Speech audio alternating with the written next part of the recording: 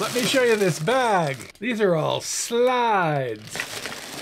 I'd say there's about 2,500 slides here. Here, guess what? It's an overexposed mediocre picture. Hi, I'm Paul Krause. I'm a professional photographer in Kyoto, Japan.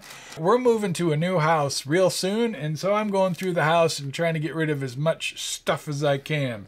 I came across this box. See, it says slides on it. And this box was full of little boxes like this of slides. But this box I hadn't really looked at for about, I don't know, 10 years or whatever. And every time I did, I'd open it up and go, oh man, there's so many slides in here, I don't know what I'm gonna do with them. So I closed up the box and just put them in the corner and put it off forever. I have a black belt in procrastination. Well, I've gone through and I've sorted through them. So there's about roughly 3,500 slides. And I've whittled it down. These are the box of slides I've got left here, and there's about 850 now, so that's pretty good. I got rid of a whole bunch of them. Now you might be asking, why would you do that, Paul? Having a bunch of slides in a box like this does me no good. It's just taking up space, and those images, they do nothing. And if they're not organized, they don't have any value. I knew when I looked in the box, if I didn't sort through them right now, they'd never get sorted through. And then whatever good images I have in there, they're just gonna be sitting there forever. Keeping things organized is important. Well, my purpose today here, I'm gonna show you some of these pictures. Well, look at the pictures and I'll explain why I liked these images.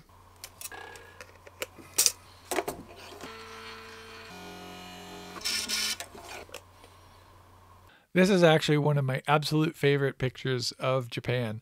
I think this encapsulates so much of what urban Japan is about. This is in downtown Kyoto. This is just a whole bunch of stuff crammed together. And the composition actually works here, especially with having that air conditioning unit on the lower left. That definitely sort of anchors the composition. Now this is a limited express train going past on a local train stop. And using the slow shutter speed, we get the blurred train going past. Now the trains are a really important part of Japan, and I wanted to show something to have one image that sort of shows trains. And to me, I think this shot does it. I think it communicates something that someone who's never been to Japan might learn something from. Now here's an image of someone's futon hanging out the window, their bedding. So a lot of people live in small apartments and it's common to air your bedding out. This is an image that shows a certain side of Japan that the viewer might not have ever seen before.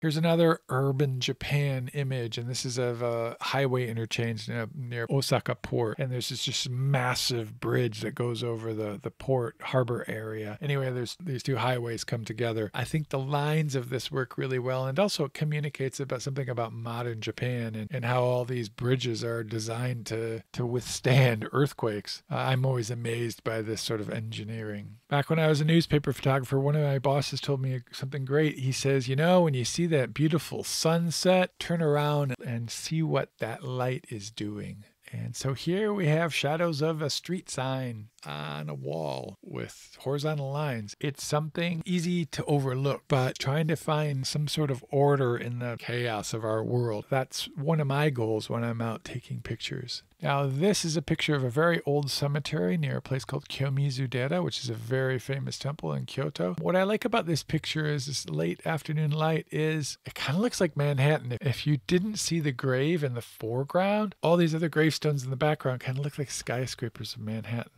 We have the grave in the foreground in the golden section, but also that shadow in the background also really helps this composition. I think this is a really good picture that shows Osaka. Osaka is just this ginormous mass of buildings jammed together. Endless sea of buildings. Tokyo is even, take Osaka times like 4.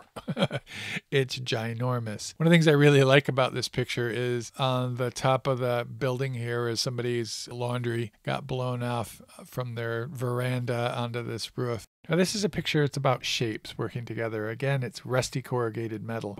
This is something you see every day and it's not very attractive. How can you find an image in something that isn't attractive? And here it's the interplay of the shapes. Without the sunlight casting that shadow, that triangular shadow. This image is really nothing. Trying to train yourself to see these small details and how they might work and how you can frame them, I think is an important part of taking pictures. Now here's kind of a funny image. A couple friends of mine, I think, will laugh at this because we always have jokes about you can never actually see the sky in urban Japan because there's just power lines everywhere. Somehow this composition works. I think this actually says a lot about urban Japan that most people wouldn't notice. They see it, but they don't notice it. And that's the key of trying to find images. How do you see not the obvious? And that takes practice. I think a good way for you to learn how to see is to look at pictures and then ask yourself, why do I like this picture? Why does it work? Why doesn't it work? Is it the lines? Is it the lighting? Is it the subject matter? Is it the color? Is it all of the above? Now this is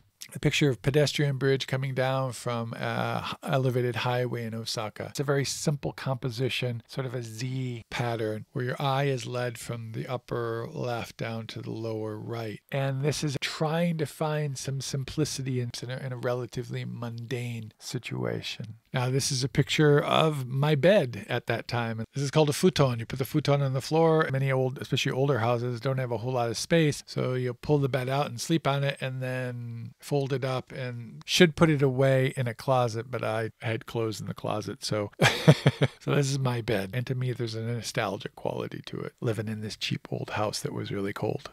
This is another image of a very mundane thing. This is pedestrian bridge that you have to use to cross a very busy street. And this is something you might walk past every single solitary day, but not really look at it. And if you stop and look, what kind of image can you get from it?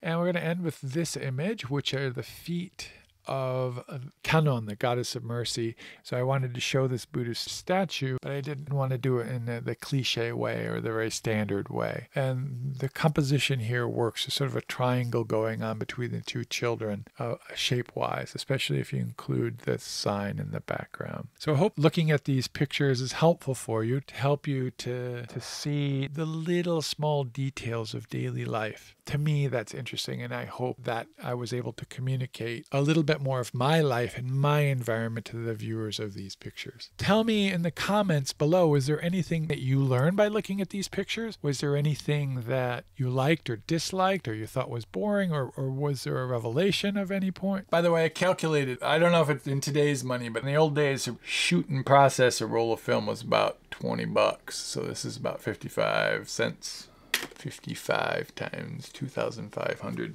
2,500 times 0.55 equals, this is like 1,375 bucks. Oh my. If you found this useful, please click like or subscribe. And if you have any questions or comments or video ideas, please write them in the comments below. All right, thanks a lot.